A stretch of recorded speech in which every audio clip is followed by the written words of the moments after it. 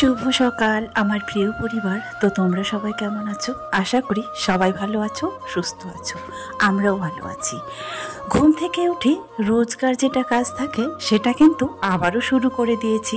হ্যাঁ, কোথাও যদি বাড়ির বাইরে যাওয়া যায় তাহলে কেন বাড়িতে এসে দেখি সব কাজ, নিয়ম কানুন, অভ্যাস সব কিছু যেন এলোমেলো হয়ে যায়। তারপরে ওখান থেকে এসে আবারও শুরু করে দিয়েছি সেই আগের নিয়মে। ঘুম থেকে উঠে সবার প্রথমে চলে যাই মর্নিং ওয়ার্কে ছাদের উপরে। সেখান থেকে 30 মিনিট মতো হাঁটাহাঁটি সমস্ত রকমের ব্যায়াম করে চলে আসি নিচের দিকে। নিচে এসে ততক্ষণে দেখি ওরা কিন্তু কেউ ঘুম থেকে ওঠেনি। তারপরে টুকটাক করে শুরু করে দিই ঝাড়ু দেওয়া। ঝাড়ু দিতে কিন্তু মোটামুটি সময় লেগে যায়, যেমন দুটো রুম, ডাইনিংটা, কিচেনটা, তারপরে আবার ওইদিকে ব্যালকনি, সব মিলিয়ে মোটামুটি ভালোই সময় লেগে যায়। তারপরে তো স্নান তো হয়ে গিয়েছে, দেখতেই পেয়েছো। আর সে যে মাকে নিয়ে বাজারে গিয়েছিলাম, ওই সজনা ডাঁটাগুলো এনেছিলাম আর প্যাকা মাছ, সেগুলো কিন্তু এখনও রয়ে গিয়েছে। সজনা ডাঁটাটা ছাড়িয়ে নিচ্ছি। মা এখন শুয়ে আছে। তোমাদের তো বলেছিলাম মা অসুস্থ, সেই কারণে নিয়ে আসা হয়েছে। তো মা কি অসুস্থ কেন, তো সেটাই আজকে তোমাদেরকে বলবো ফাইনালি। তো চলো আগে সবজিটা কেটে নিই, রান্নার জন্য প্রস্তুতি করে নিই। আর একটা কথা, হ্যাঁ, এই মা যে এসছে বাড়িতে কিন্তু কোনো কিছু আমাকে করতে হয়নি। মা এতটুকু ভাত খায়, ছোট বাচ্চার চেয়েও কম। তারপরে আমরা মা আর মেয়ে মিলে বসে গল্প করছিলাম, কখন জানি রিয়া আবার এটা ভিডিও করে নিয়েছে। আমরা এখানে যাই হোক মা বেটি মিলে একটা যে কোনো কিছু একটা গল্প করছিলাম। সুখ দুঃখের কত না কথা থাকে, তাই না? এতদিন পরে মা এসেছে এখানে, তারপরে আমিও মাকে পেয়েছি।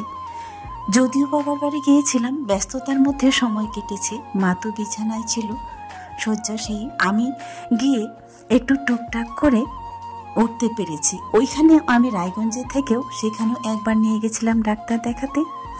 তারপরে একটু একটু করে যদি সারিয়ে তুললাম, 2 সপ্তাহের মধ্যে ভালোই মোটামুটি হয়ে গেল। এখন তো তোমরা দেখতেই পাচ্ছ। এতটা ভালো যদি না হতো তাহলে কিন্তু ওই উত্তর দিনাজপুর থেকে এই মেদিনীপুরে আসতে পারতো না। এতটা মানে শক্তি কিংবা সাহস কোনোটাই হতো না, কারণ এর আগেও এরকম অসুস্থ হয়েছিল। আমি যখন আনতে চেয়েছিলাম তো বাবা বলতো অত দূরে যেতে পারবে না, যেতে যেতে হয়তো তোর মা আরও অসুস্থ হয়ে পড়বে। তো আমিও ভেবে দেখেছিলাম যে হ্যাঁ সত্যি হতেও পারে, তখন আমাকে সবাই বলবে। এবার কিন্তু মায়ের নিজে থেকে আসার একটা আগ্রহ ছিল, কারণ দেখো প্রতিটা মানুষই বাঁচতে চায়, সুস্থ থাকতে চায়। আমি কেন, তুমি কেন? তো এরকম প্রতিটা মানুষের বাঁচার আশা থাকে আর সুস্থভাবে বাঁচতে চায় প্রতিটা মানুষ। একটা সময় গিয়ে আমরা এমন পর্যায়ে দাঁড়িয়ে যাই যেখানে নিজের কোনো উপায় থাকে না। যেমন প্রথম দিক তো স্বামী সংসার সাজাতে আমরা একটা সময় ব্যস্ত থাকি। তারপরে প্রত্যেকটা নারীর জীবনে আশা থাকে আমার ছেলে কিংবা মেয়ে হবে, সেটা নিয়ে সুন্দর করে সংসারটা সাজিয়ে তুলব। তারপরের ধাপে থাকে বাচ্চাকে কিভাবে মানুষ করব, সেটার জন্য আমরা মরিয়া হয়ে উঠি। তো এরকম করতে করতেই কিন্তু জীবনটা একদম কোথায় গিয়ে পৌঁছায় সেটা তো আমরা নিজের জীবনের নিজেরাই জানি। যখন বাচ্চা কাচ্চা মানুষ হয়ে যায়, হয়তো মেয়েদের বিয়ে দিতে হয়, ছেলেরা বউ নিয়ে ঘরে আসে। একটা সময় যখন তাদেরকে সব কিছু গুছিয়ে হাতে তুলে দেওয়া যায়, আমাদের কিন্তু আর কোনো ক্ষমতাই থাকে না বলতে গেলে। তখন হয়তো তাদের অধীনে চলতে হয়, তাদের কথা মতো চলতে হয়, তারা যেটা বলবে সেভাবেই নিয়ে চলে যায়। আর হ্যাঁ, এটা না যে সব মায়েরাই বলবো, না না, সব মায়েরাই আমি বলবো, কারণ আমি দিদি নাম্বার 1-এ দেখেছি আমাদের থেকে আমরা কি, আমাদের তুলনায় স্মার্ট ফ্যামিলি থেকে যারা এসেছে তারাও কিন্তু সেই একই কথা। হয়তো কেউ বৃদ্ধাশ্রমে, নয়তো কেউ এই বাড়ি ওই বাড়ি, এই পাড়া ওই পাড়া, শেষের জীবনটা কিন্তু সবার এইভাবেই যায়। হ্যাঁ, কথাগুলো বলতে বলতে, এই কথাগুলা বলতে বলতে, ভাবতে ভাবতে হঠাৎ করে কখন যেন চোখের কোণে জল এসে গেছে। হয়তো একটা দিন আমিও এরকম হব, আমারও পরিস্থিতি ঠিক এটাই হবে, তাই না? হ্যাঁ, আমাদের জীবনে এটাই পরিস্থিতি ঘটে, কিংবা হয় প্রত্যেকটা মানুষের জীবনে। কজন সন্তান ভালো হয় কিংবা কার ভালো হয়, ভালো নামক জিনিসটা আমরা খুব কম দেখতে পাই। সোশ্যাল মিডিয়ায় আজকাল যা দেখতে পাই তা দেখে কিংবা শুনে গাটা শিউরে ওঠে। তো সেরকমই হয়তো প্রতিটা মানুষের জীবনেই হয়, হয়তো আমার জীবনও একদিন ঘটবে, কিন্তু তাদের তুলনায় মেয়েরা একটু অন্যরকম হয়। আমি বলি, এই যে আমার মনে হলো না একটুর জন্য যে মা আরও পড়ে থাক, আরও কিছুদিন অসুস্থ থাক, এই তো ওষুধ দিয়েছে।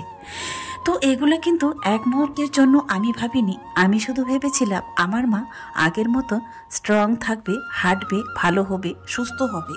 আসলে আমার মায়ের, আমি প্রথম সন্তান, আমার মার এমন কোনো বয়স হয়নি যে বিছানায় পড়ে থাকবে। সেই মানুষটাকে যদি ভালোভাবে চিকিৎসা করা যায় সুস্থভাবে, সেও বাঁচতে পারবে অনেক কিছুদিন, আরও হয়তো 20 বছর আমার মনে হয়। তো সেই কারণেই আমি নিয়ে এসেছিলাম ভালো ডাক্তার দেখাবো বলে। কিন্তু মা সত্যি ওখান থেকে শুরু করেছিলাম।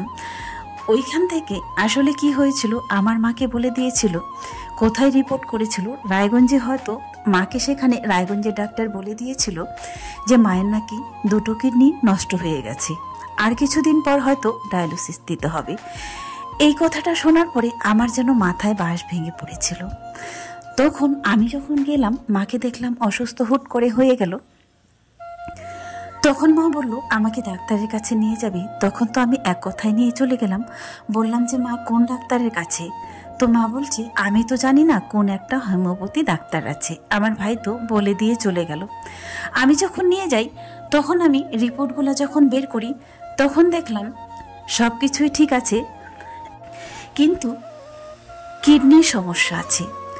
তখন ভাবলাম আচ্ছা, আর কিছু ভাবিনি। শেষ কথায় ওই হোমিওপ্যাথি ডাক্তারের কাছে যখন গেলাম, তখন 3 রকমের ওষুধ দিল, আর বলল যে তোমার মায়ের 2টো কিডনি নষ্ট হয়ে গেছে, জল কম খাবে, এটা ওটা করবে, আর কিছুদিন পর হয়তো ডায়ালিসিস, হয়তো না কিছুদিন পর ডায়ালিসিস নিতে হবে।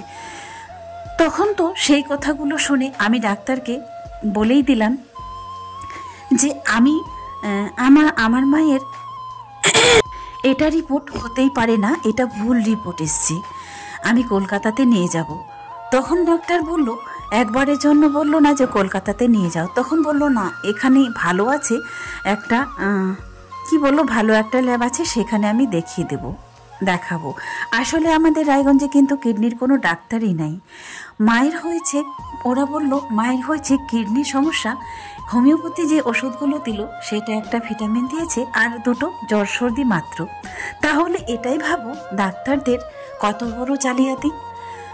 এই কথাগুলো বলতে বাধ্য হলাম এক একটা ডাক্তারের এক একটা কার্যকলাপ দেখে। তখন কিন্তু বাড়িতে আসার পরে আমি রিপোর্টটা এই মেদিনীপুরে এক ডাক্তারকে পাঠিয়ে দিই, একজনকে পাঠিয়ে দিই। তো সে আবার একজন ডক্টর দেখে বলল যে